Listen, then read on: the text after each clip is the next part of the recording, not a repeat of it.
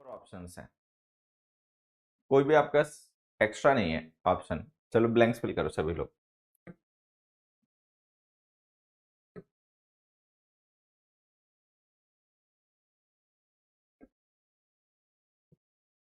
Raise is a transitive verb. The same way arise is an intransitive verb, arouse is a transitive verb. तो सबसे पहले तो हमें ये डिफरेंस याद रखना है, ठीक है, उसके बाद की कहानी आगे देखो। राइज का मतलब होता है टू इंक्रीज, बढ़ना। मतलब इंक्रीज का मतलब बढ़ाना भी होता है, बट यहाँ पे ये हैपनिंग वर्ब है तो इसका मतलब है बढ़ना। रेज का मतलब है उठाना, बढ़ाना, टू लिफ्ट, टू इंक्रीज, किसी चीज को उठाना, बढ़ाना, ब्रिंग अप, पालन पोषण करना, ये मीनिंग है।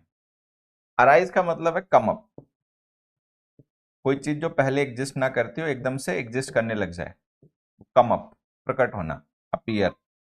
अराउज का मतलब है टू स्टिर, टू प्रोवोक। अब मैं आपको ना थोड़ा सा कॉन्टेक्चुअली समझा देता हूं, होता क्या है कि राइज का मतलब उठना, उगना, बढ़ना है, पावरफुल बनना भी है, ठीक है, ये मीनिंग्स है। रेज का मतलब उठाना, बढ़ाना किसी चीज को, ठीक है, वो मीनिंग हो गया। अराइज का मतलब है कम अप, किसी चीज का अचानक से प्रकट होना, टू स्टार्ट एग्जिस्टिंग, किसी चीज का एग्जिस्ट करना शुरू कर देना जो पहले ना हो। अराउज का मतलब है किसी पर्टिकुलर फीलिंग या इमोशन को किसी के अंदर जगा देना, स्टिर कर देना, कोई पर्टिकुलर इमोशन है उसको स्टिर कर देना, जगा देना, लोगों में प्रोवोक कर देना, ठीक है, ये मीनिंग्स है। चलिए अब आपको समझ में आ गया, जो 4 वर्ड्स थे हमने जो पहले पढ़ रखे थे वो भी डिस्कस हो गए, ये भी डिस्कस हो गया। अब आंसर बताइए। देखिए इन दीज एग्जाम्पल्स, इस वर्ड यहां पर हमने कैन हेल्पिंग वर्ब लिखी है और हमें ट्रांसिटिव वर्ब चाहिए, सॉरी इंट्रांसिटिव वर्ब चाहिए, because we don't have an object. यहां पर हमने कुड हेल्पिंग वर्ब लिखी है और हमें एक इंट्रांसिटिव वर्ब चाहिए, सॉरी सॉरी सॉरी, इंट्रांसिटिव नहीं ट्रांसिटिव चाहिए, मोर रेवेन्यू ऑब्जेक्ट दे रखा है, हमें एक यहाँ पर ट्रांसिटिव वर्ब चाहिए क्योंकि मोर रेवेन्यू ऑब्जेक्ट दे रखा है।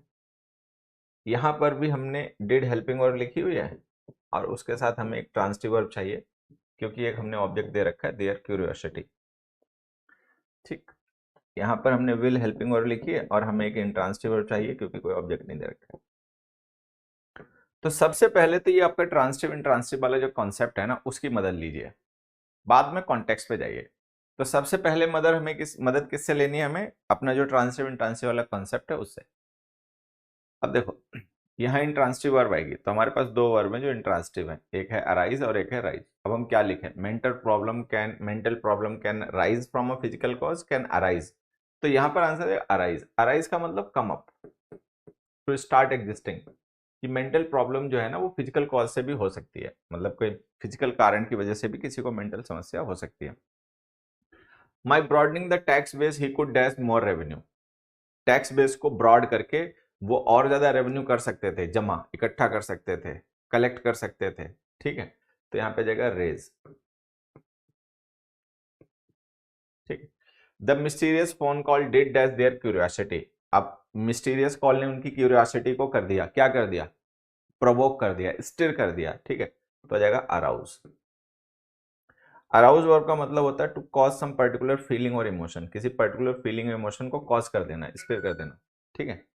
अगला देखिए, shares will dash unless the economy slows down again, shares होते रहेंगे जब तक कि इकोनॉमी फिर से स्लो डाउन ना हो जाए। तो अगर इकोनॉमी स्लो डाउन नहीं होगी तो शेयर्स क्या करते रहेंगे, बढ़ते रहेंगे, इंक्रीज करते रहेंगे। तो यहाँ पे लिखो राइज।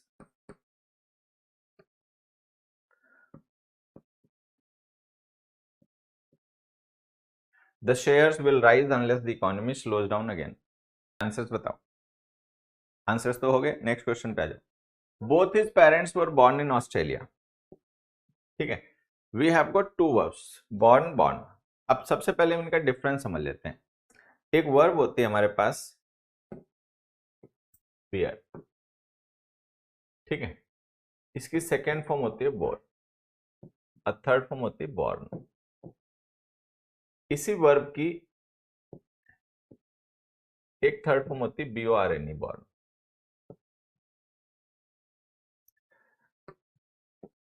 ये फर्स्ट फॉर्म है, ये सेकेंड फॉर्म है, और ये थर्ड फॉर्म है। कहने का मतलब एक ही वर्ब है, उसी की ये दोनों थर्ड फॉर्म है।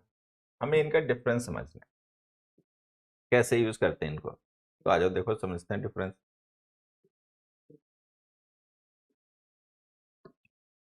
ये जो B O R N born हमने लिखा है ना बच्चे, ये वर्ड एडजेक्टिव है, मतलब ये वर्ब की थर्ड फॉर्म केवल पार्टिसिपल का काम करती है और केवल एडजेक्टिव है। B O R N E borne जो है ये वर्ब भी है और ये एडजेक्टिव भी है। ठीक, तो सबसे पहला डिफरेंस जो हमें समझना है वो ये है। ठीक, उसके बाद का डिफरेंस देखते हैं।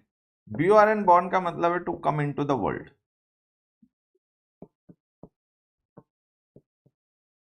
जन्म होना। ठीक है, B O R N E borne का मतलब होता है जन्म देना, टू प्रोड्यूस। ठीक है, और इसका मतलब एक दो और भी होते हैं, टू टॉलरेट। ठीक है, टू कैरी।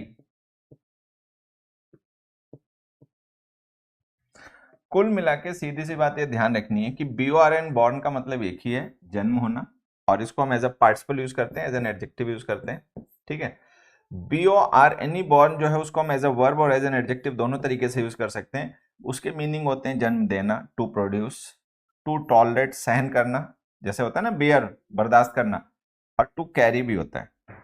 ठीक है, बेयरिंग द बर्डन, कैरी करना। तो वो सारे मीनिंग इसके होते हैं, उसका मतलब बस एक ही होता है, जन्म होना। अब ये जो हमने सेंटेंसेस लिखे ना इनको करेक्ट करो, सभी लोग इनको सही करिए।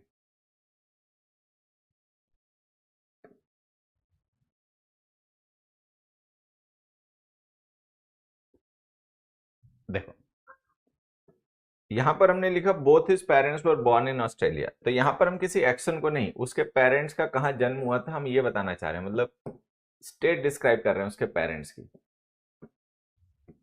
ठीक है, और ये जो वर हमने लिखा है वर्ब। फिर हमने लिखा some of these trees have never borne any fruit, ये हैव हेल्पिंग वर्ब है। अब इसके बाद एडजेक्टिव तो आएगा नहीं, मेन वर्ब आएगी। तो जो बॉर्न हमने लिखा है मेन वर्ब है। तो जहां पर हमें मेन वर्ब की जरूरत है वहां तो B O R N E borne ही लिखिए हमेशा।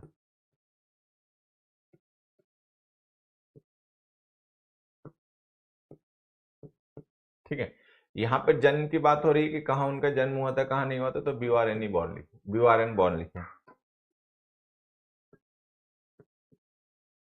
ठीक है, अब नेक्स्ट एग्जांपल में आइए। Jaundice is a water dash disease, jaundice is a water dash disease. ठीक है, अब यहां पर आप ध्यान से देखिए, वर्ब हमारे पास ऑलरेडी पहले से लिखी हुई है। We already have a verb is, we need an adjective to describe the noun disease. तो हमें यहाँ पे एडजेक्टिव चाहिए। अब होता है क्या, adjective B O R N born भी है और adjective B O R N E borne भी है, एडजेक्टिव दोनों ही है। तो which one should be used, हम कौन सा यूज करें, तो अब सोचो बताओ कौन सा यूज करें।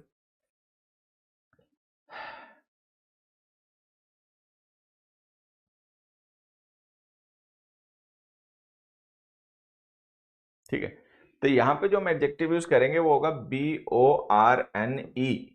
अब सोचना है कि ऐसा क्यों किया हमने।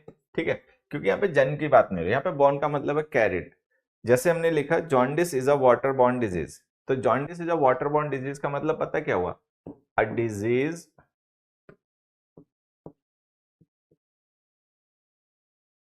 Carried by water.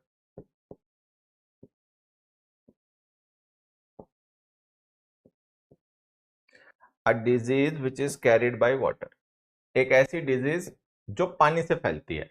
तो यहाँ पे हमें जो मीनिंग चाहिए वो हमें चाहिए कैरी वाला, तो इसलिए हमने ये लिख दिया jaundice is a water borne disease. ठीक है, एक एग्जांपल मैं और आप लोगों से पूछता हूँ, आंसर बताना है। Question number 4, all the expenses were dash by the sponsors.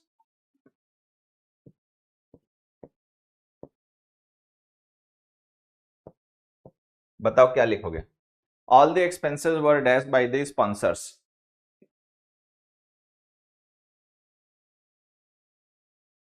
All the expenses were dashed by the sponsors. Options are BURN, BURNE.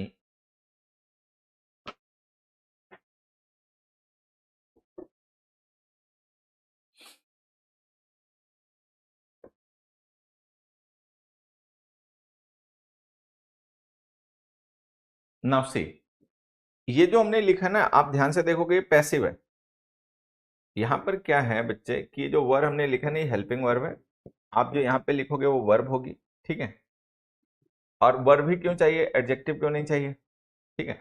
तो उसके पीछे आंसर ये है कि ये जो हमने लिखा है ना, वर्ब बॉर्न, ये पैसिव वर्ब होनी चाहिए, क्योंकि यहाँ पे जो सब्जेक्ट है वो है ऑल द एक्सपेंसेस। सब्जेक्ट जो है वो है ऑल द एक्सपेंसेस, वो डूअर नहीं है।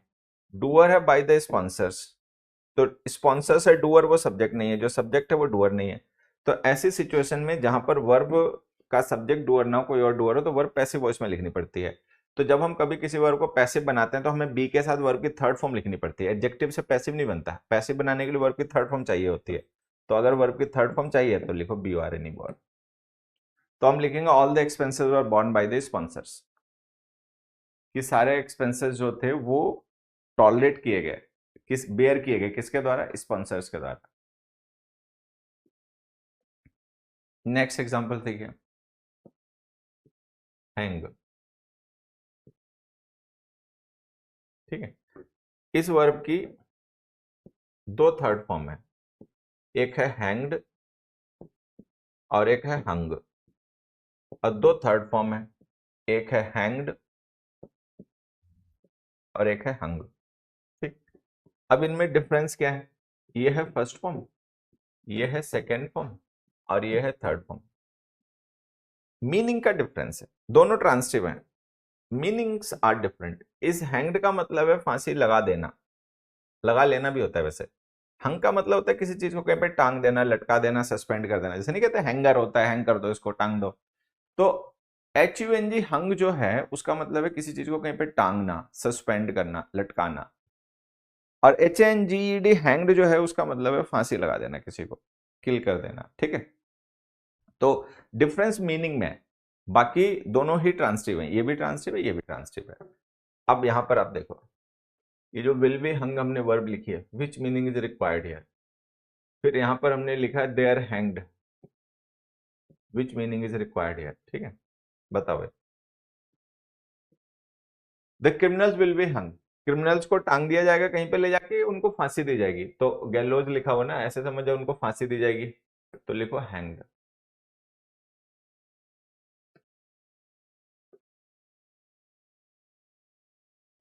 The criminals will be hanged. फिर हमने लिखा there hanged huge modern painting. अब पेंटिंग को फांसी तो नहीं लगाई गई होगी, पेंटिंग तो कहीं पे लटक रही होगी, टंगी गई होगी, तो यहाँ पे लिखो हंग। तो ऐसे लिख दो there hung huge modern paintings on the wall, ठीक है। अगले में आ जाओ, the man dash is head in shame. अब हम कह रहे हैं मैन ने अपना सर कर लिया शर्म से। क्या कर लिया, हंग कर लिया, हैंग्ड कर लिया, बताइए। हंग या हैंग्ड। मैन ने अपने हेड को क्या किया होगा,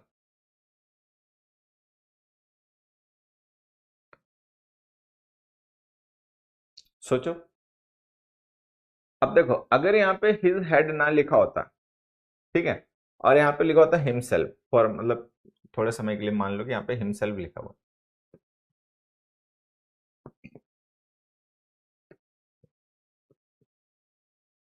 the man dash himself in Shem, ठीक है। तो हम यहाँ पर हैंग्ड लिख देते, द मैन हैंग्ड हिमसेल्फ, ठीक। लेकिन यहाँ पे हिज हेड लिखा है, तो अपने सर को तो कोई फांसी नहीं लगाएगा, फांसी तो पर्सन इंडिविजुअल खुद को ही लगाएगा। तो ये जो हमने ऑब्जेक्ट लिखा है ना, उसकी वजह से यहाँ पर जो हम वर्ब यूज कर पाएंगे वो हंग ही होगी। The man hung his head का मतलब मैन ने अपना सर जो था वो शर्म से झुका लिया, लटका लिया। जैसे कोई पर्सन होता है ना, कोई झूठ वगैरह उसका पकड़ा गया, ठीक है, तो शर्म से उसने अपना सर झुका लिया, तो वही वाली बात है, यहाँ पे जाएगा हंग। तो ये आंसर है। The man hung his head in Shem. Next देखिए, एक वर्ब होती है, उसका हमें मीनिंग समझना है पहले, फिर हम क्वेश्चंस पर आएंगे। एक वर्ब है बच्चे फॉल, और एक वर्ब है फेल। ये दोनों फर्स्ट फॉर्म है। फॉल की सेकेंड फॉर्म है फेल, थर्ड फॉर्म है फॉलन। ठीक है, फॉलिंग आईएनजी फॉर्म हो जाएगी, वो आप समझ सकते हो। फेल की सेकेंड फॉर्म है फेल्ड, और थर्ड फॉर्म भी है फेल्ड। ठीक है, ये फर्स्ट फॉर्म है, ये सेकेंड फॉर्म है, और ये थर्ड फॉर्म है।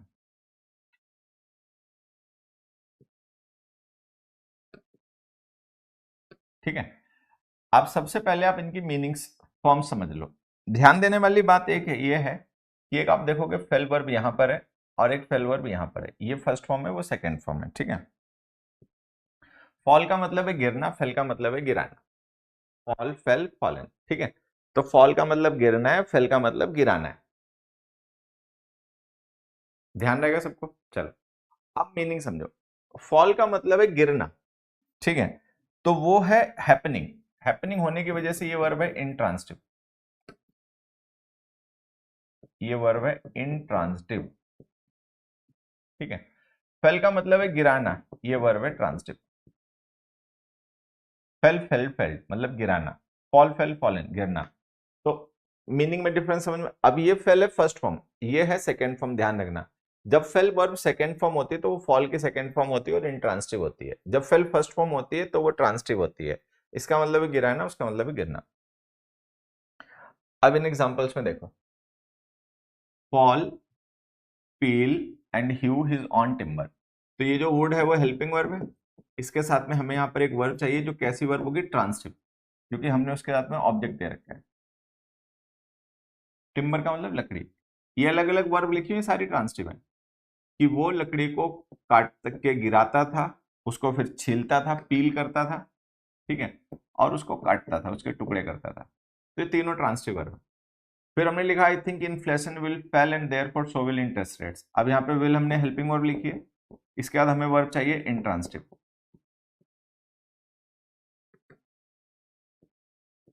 ठीक है, तो फेल वर्ब अब इंट्रांसिटिव होती है ना, बाद में देख लेंगे। यहाँ पर हमने हैज हेल्पिंग वर्ब लिखी है, फिर उसके बाद हमने वर्ब लिखी है फेल्ड। ये वर्ब होनी चाहिए हमारी इंट्रांसिटिव, क्योंकि इसके आगे हमने ऑब्जेक्ट नहीं दिया। हेड फर्स्ट जो है वो एडवर्ब है, पहले सर गिरा, मतलब ऐसे गिरा सर के बल। The temperature there may fell up to 5 degree centigrade. May helping verb है, फेल हमारी वर्ब है। ठीक है, और ये वर्ब होनी चाहिए इंट्रांसिटिव, क्योंकि इसके बाद में हमने दे रखा है प्रेपोजिशन और उसका ऑब्जेक्ट। ठीक है, चलो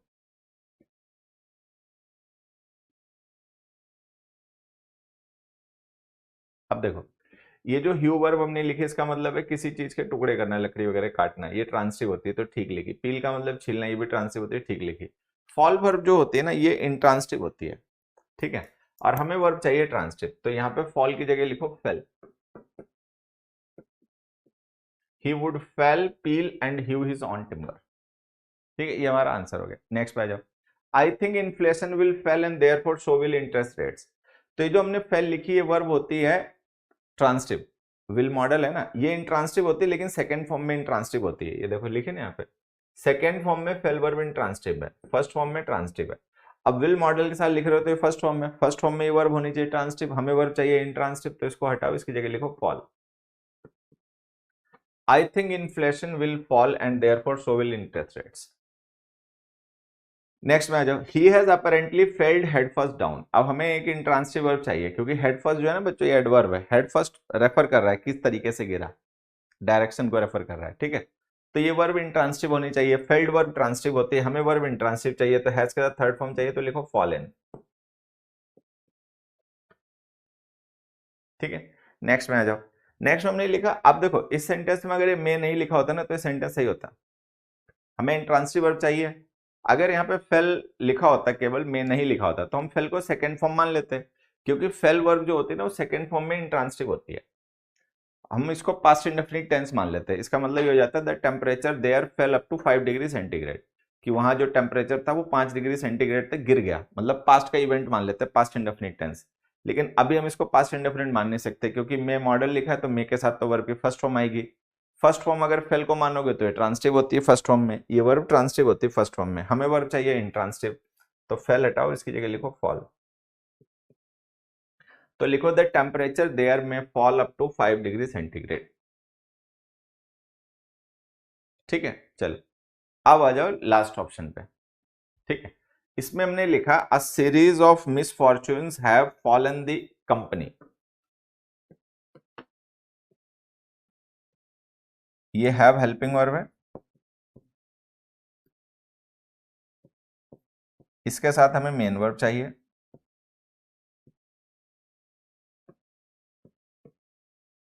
ठीक है,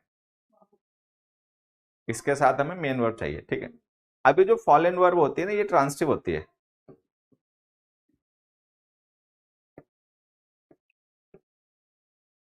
यहां पर हमें ट्रांसिटिव वर्ब चाहिए क्योंकि ऑब्जेक्ट दे रखा है। तो ये जो हमें लगेगा फेल्ड लिखते हैं कि फॉलन वर्ब तो इंट्रांसिटिव होती है, फेल वर्ब ट्रांसिटिव होती है, तो उसकी थर्ड फॉर्म लिख दें फेल्ड। लेकिन एक चीज देखना, फेल्ड का मतलब तो गिराना। जो फेल वर्ब है जिसकी थर्ड फॉर्म फेल्ड है, इसका मतलब होता है गिराना। अगर हम ऐसे लिख दें series of misfortunes have failed the company, तो इसका मतलब कंपनी को गिरा दिया। तो ये तो लॉजिकल मीनिंग नहीं होगा, कंपनी को ऐसा ऑब्जेक्ट तो नहीं रखा कि उसको धक्का मार के गिरा दिया। तो यहाँ पे मैं आपको एक ऑप्शन देता हूं, एक वर्ब होती है बच्चों बिफॉल। बिफॉल, इसकी सेकेंड फॉर्म होती है बिफेल, और इसकी थर्ड फॉर्म होती है बिफॉलन। इसका मतलब होता है टू इनकर, मतलब कुछ बुरा होना, किसी चीज के साथ में कुछ बुरा होना। To be badly affected, to be badly affected, किसी चीज से बैडली प्रभावित होना। ठीक है, ये इसका मतलब होता है। तो यहां पर जो फॉलन है ना, इसको हटाइए और इसकी जगह लिखिए बी फॉलन।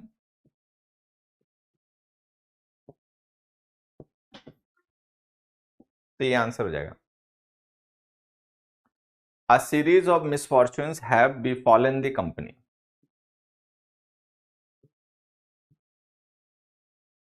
चलो ठीक है, तो ये फॉल फेल है, इसका ध्यान रखना है। बाकी ये जो बिफॉल वर्ब है ना, इसका भी ध्यान देना है। बिफॉल, बिफेल और बिफॉलन, ये इसकी थर्ड फॉर्म्स होती हैं।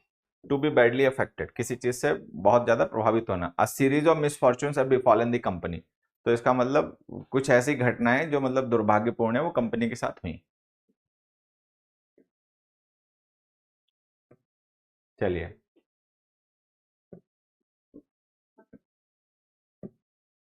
नेक्स्ट देखो आगे। He sealed what did he seal? Envelope. We require a noun here, seal verb का object. It is the readers who breathe life into a newspaper. कोई भी न्यूज़पेपर जो चलता है ना, वो रीडर्स की वजह से चलता है। अगर किसी न्यूज़पेपर के रीडर ही ना हो तो फिर वो बंद ही हो जाएगा, चल नहीं पाएगा बहुत दिन। ठीक है, यहाँ पे वर्ब चाहिए, हु सब्जेक्ट है उसके साथ वर्ब चाहिए।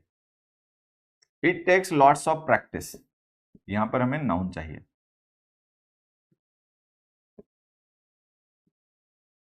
लॉट्स ऑफ डिटर्मिनर लिख रखा है ना, तो नाउन आ जाएगा। फिर हमने लिखा this will have a very negative effect on human economic recovery, तो यहाँ पर हमें नाउन चाहिए। क्योंकि एक तो हमने डिटर्मिनर लिख रखा है, दूसरा ये वेरी नेगेटिव हमने एडजेक्टिव फ्रेज लिख रखी है, तो वहां पर नाउन चाहिए। Disability can effect your life in various ways, can helping verb है। ठीक है, तो यहां पर हमें मेन वर्ब चाहिए।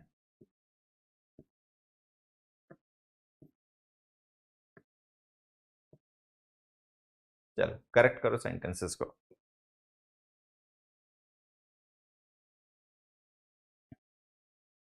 अब देखो, इंग्लिश में कुछ वर्ड्स ऐसे हैं जिनकी नाउन फॉर्म और वर्ब फॉर्म अलग अलग होती है। मतलब वो होते हैं नाउन और एडजेक्टिव दोनों ही है, बट फॉर्म्स अलग अलग होती है।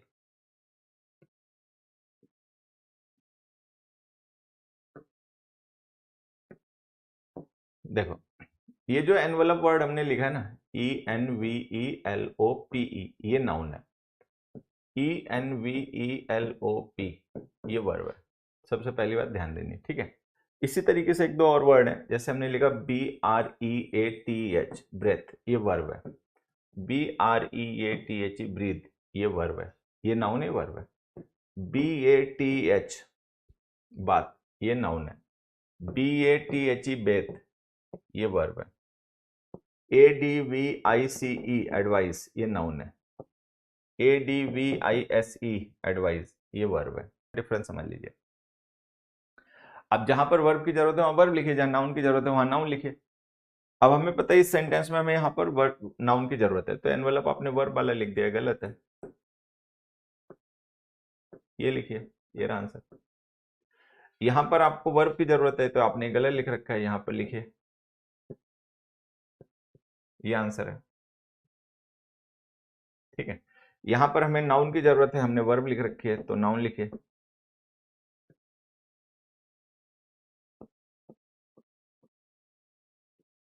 प्रैक्टिस।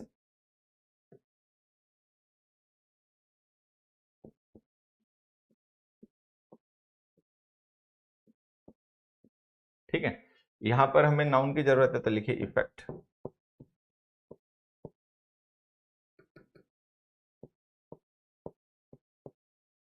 यहां पर हमें वर्ब की जरूरत है तो लिखिए अफेक्ट।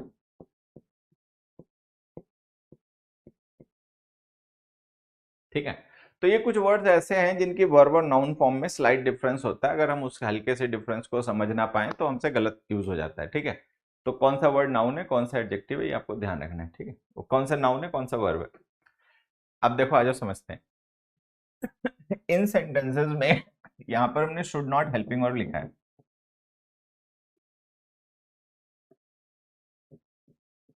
तो हमें मेन वर्ब चाहिए। ठीक है, यहां पर हमने आप प्रोफाउंड एडजेक्टिव लिखा है, तो हमें यहां पर नाउन चाहिए। ठीक है, वर्ब तो हैड हमने ऑलरेडी लिखी रखी है पहले से ही। यहां पर हमने would listen to him and dash an amused interest. अब अम्यूज्ड इंटरेस्ट ऑब्जेक्ट है तो ऑब्वियस बात है कोई नाउन के बाद तो आएगा नहीं, वर्ब के बाद आएगा, तो यहाँ पर हमें वर्ब चाहिए। यहाँ पर क्या है, जो वुड हेल्पिंग वर्ब है ना, दोनों वर्ब की कॉमन है। ये लिसन एक वर्ब है, ये वर्ब 1 है। यहाँ पे जो आप लिखोगे वर्ब 2 होगी, मतलब दोनों वर्ब है। डिंट आपने लिखा, ये हेल्पिंग वर्ब है, यहाँ पर आपको मेन वर्ब चाहिए। तो पहले तो ये समझो जो लिखा हुआ है, ठीक है, कि किस ब्लैंक में आपको वर्ब चाहिए, किस में आपको एडजेक्टिव चाहिए। एक काम करें, काम की चीजें बस उतनी लिखते हैं, बाकी मिटा देते हैं। We need a verb here. ठीक है, बाकी तो आप समझ ही जाओगे वर्ब क्यों चाहिए। इतना हमें सब कुछ क्या लिखने की जरूरत है, आप लोग होशियार हो जाने जाओगे। चलो,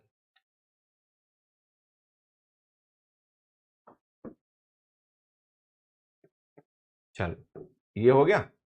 अब इसके आगे एक कहानी देखो, जो हमें ऑप्शन दिए गए अफेक्ट और इफेक्ट, इनमें से हमें ध्यान ये रखना है कि जो अफेक्ट है ये एक वर्ब है और इसका मतलब है टू इम्पैक्ट, असर करना, प्रभाव करना। इफेक्ट इसी वर्ब की नाउन फॉर्म है जिसका मतलब है इम्पैक्ट। ठीक है, एक तो ये हो गया। दूसरा देखो, अफेक्ट जो है वो एज अ वर्ब उसका एक मतलब और भी होता है, टू प्रिटेंड, दिखावा करना। ठीक है, इफेक्ट का एज अ वर्ब एक और भी मतलब होता है, to cause, to bring about.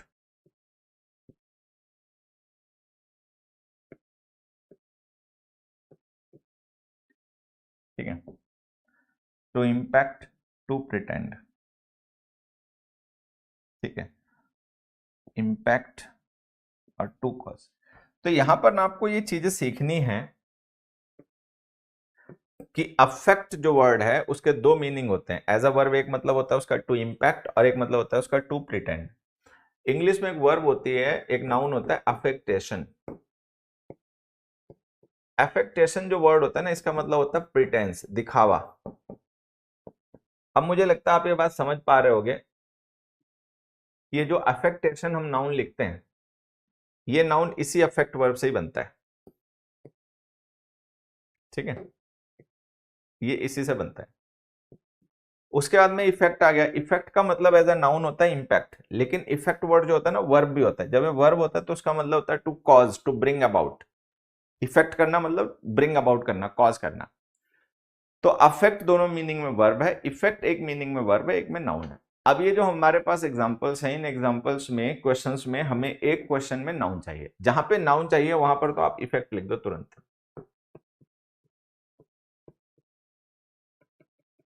जहां पर आपको नाउन चाहिए वहां पर आप लिख दो इफेक्ट। ठीक है, खत्म। अब जहां वर्ब चाहिए वहां पर आपको दिमाग लगाना पड़ेगा कि आपको कौन सा मीनिंग चाहिए as a verb. As a verb आपको कॉज मीनिंग चाहिए, प्रिटेंड मीनिंग चाहिए, या इम्पैक्ट मीनिंग चाहिए, फिर उसके हिसाब से वर्ब पिक कर लो। अगर आपको टू कॉज मीनिंग चाहिए तो इफेक्ट लिखना पड़ेगा, नहीं तो अफेक्ट लिख दो। अब हमने लिखा our variance on this matter, variance का मतलब difference. Our variance on this matter should not dash a relation, should not impact a relation, should not pretend a relation, should not cause a relation. तो हमें पता है यहाँ पे आएगा impact, impact का मतलब अफेक्ट। तो ये लिख दो। फिर नेक्स्ट देखो, they would listen to him, वो उसकी बात सुनते थे, and dash an amuse interest, और वो अम्यूज इंटरेस्ट करते थे, क्या करते थे, कॉज करते थे, प्रिटेंड करते थे। प्रिटेंड करते होंगे, बहाना करते होंगे ऐसे दिखाने का कि उसकी बात में कोई इंटरेस्ट ले रहे हैं, बट एक्चुअल में इंटरेस्ट नहीं ले रहे होंगे। तो यहाँ पे आएगा अफेक्ट। अफेक्ट का मतलब यहाँ पे है pretend, and would pretend and amuse interest, और अम्यूज इंटरेस्ट का उसमें दिखावा करते थे कि बड़ा इंटरेस्ट ले रहे हैं उसकी बात में, लेकिन ऐसा था नहीं। The coach didn't dash any change in the schedule. The coach didn't impact any change in the schedule. The coach didn't pretend any change in the schedule. The coach didn't cause any change in the schedule. तो हमें पता है यहाँ पे cause आएगा तो लिख दो effect। तो ये हमारा आंसर है। The coach didn't effect any change in the schedule।